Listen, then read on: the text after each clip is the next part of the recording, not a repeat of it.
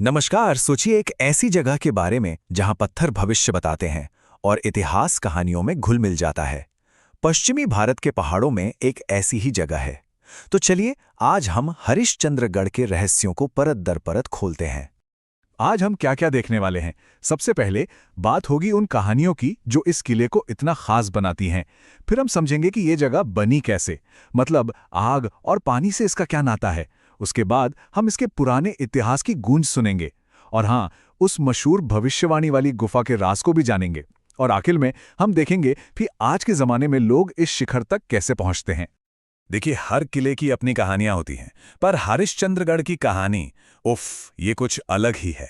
ये कहानी सिर्फ राजा रानी की नहीं है, ये तो समय के खत्म होने से जुड़ी है।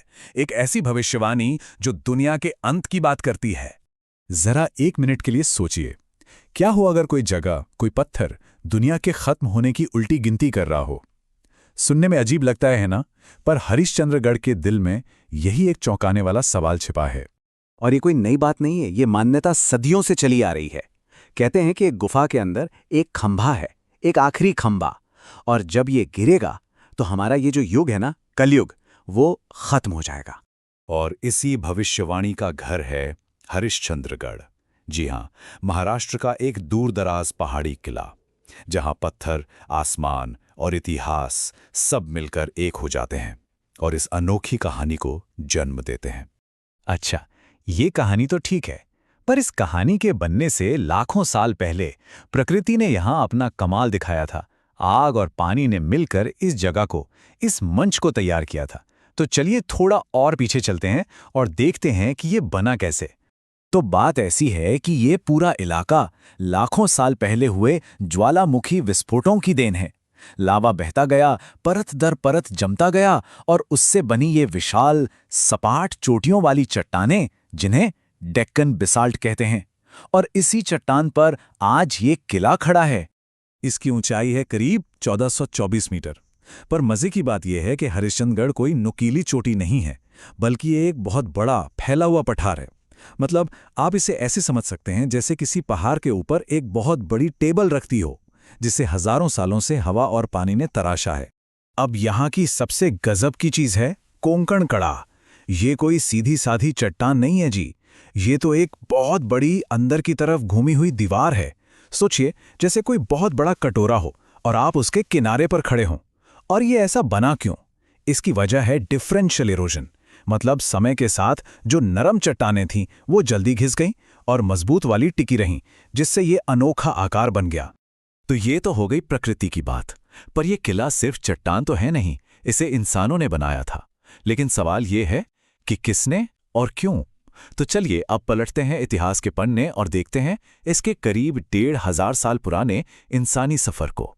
तो इसकी कहानी शुरू होती है 6वीं सदी से, कलचुरी राजवंश के समय से। फिर आई 11वीं सदी, तब यहाँ भगवान विष्णु के लिए कई गुफाएं बनाई गईं। 14वीं सदी में तो महान संत चांगदेज ने इसे अपनी साधना की जगह बनाया।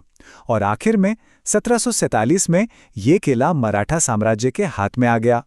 तो मतलब साफ है, ये सिर्फ लड़ाई के लिए बना किला नहीं था। इसकी लोकेशन बहुत खास थी। ये मालशेज घाट के जरूरी व्यापारिक रास्तों पर नजर रखता था, तो एक तरह से ये एक सेफ हाउस भी था। और साथ ही यहाँ इतनी सारी गुफाएं और मंदिर थे कि ये एक बहुत बड़ा धार्मिक केंद्र भी बन गया था। तो हमने जमीन की कहानी भी देख ली और इंसानों की भी। अब लौटते हैं उसी किंवदंती पर जहां से हमने शुरुआत की थी, क्योंकि इस किले के दिल में, चट्टान के अंदर, एक पानी से भरी रहस्यमयी गुफा है। और वही वही उस भविष्यवाणी की जड़ है। इस गुफा का नाम है केदारेश्वर गुफा। सोचकर देखिए, इसके अंदर साल के 12 महीने कमर तक बर्फीला ठंडा पानी भरा रहता है, और उस पानी के बीचों बीच है एक 5 फीट ऊंचा शिवलिंग। मतलब यहां तक पहुंचना ही अपने आप में एक बहुत बड़ी बात है। इस शिवलिंग के चारों तरफ कभी 4 खंबे हुआ करते थे, लेकिन आज सिर्फ एक बचा है। जी हां, सिर्फ एक। और यही अकेला खंबा उस पूरी कहानी, उस भविष्यवाणी का सेंटर पॉइंट है। तो इसका मतलब क्या है? देखिए, हिंदू मान्यताओं के हिसाब से ये 4 खंबे दुनिया के 4 युगों के प्रतीक थे।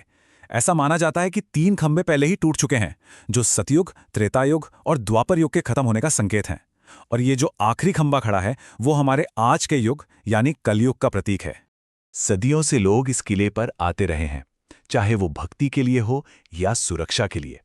तो अब देखते हैं कि आज के ज़माने में जो मॉडर्न ट्रेकर्स और एडवेंचर के शौकीन लोग हैं, वो इस कमाल की जगह का अनुभव कैसे करते हैं। आज के टाइम में यहाँ पहुँचना एक प्रॉपर ट्रैकिंग चैलेंज है, और अच्छी बात यह है कि यहाँ सबके लिए रास्ते हैं। एक है पाचनई रूट जो काफ़ी आसान है, 2-3 घंटे में पूरा हो जाता है, और दूसरी तरफ है नड़ीचीवाड़ जो बहुत ही मुश्किल है, 8 से 10 घंटे लग जाते हैं। तो मतलब हर कोई अपने हिसाब से रास्ता चुन सकता है। और जब लोग इतनी मेहनत करके ऊपर पहुंचते हैं ना, तो उन्हें जो नज़ारे मिलते हैं वो कमाल के होते हैं। किले का सबसे ऊंचा पॉइंट है तारामती शिखर, जहां से चारों तरफ का व्यू मिलता है। फिर है प्राचीन हरिश्चंद्रेश्वर मंदिर, और हाँ, वो जबरदस्त कोंकण कड़ा तो है ही। कोंकण कड़ा पर कभी-कभी एक बहुत ही अनोखी और जादुई चीज देखने को मिलती है। इसे ब्रोकन स्पेक्टर कहते हैं। इसमें होता क्या है कि देखने वाले की परछाई नीचे बादलों पर दिखती है, और उस परछाई के चारों तरफ एक सतरंगी गोला बन जाता है, एकदम किसी प्रभामंडल की तरह। और इतना ही नहीं, उस चट्टान का जो अजीब सा शेप है ना, वो हवा के साथ भी खेल करता है। कभी-कभी तो बादल नीचे घाटी में खिंच जाते हैं, और फिर अचानक एक झटके में रॉकेट की तरह सीधे ऊपर आसमान की तरफ फेंक दिए जाते हैं। इसे वर्टिकल क्लाउड बर्स्ट कहते हैं। तो कुल मिलाकर बात यह है कि हरिश्चंद्रगढ़ सिर्फ एक किला नहीं है, ये कई चीज़ों का एक संगम है। यहाँ प्रकृति का ड्रामा है, हजारों साल पुराना इतिहास है, दुनिया के खत्म होने की एक अनोखी कहानी है, और आज के लोगों के लिए एक ज़बरदस्त एडवेंचर भी है। तो आखिर में बस एक सवाल, हमारी ये जो तेज़ रफ्तार दुनिया है जहां हर चीज़ पल भर में बदल जाती है, वहां हम एक ऐसी जगह से क्या सीख सकते हैं जो समय को घंटों या दिनों में नहीं बल्कि युगों और कहानियों में नापती है? सोचिएगा ज़रूर।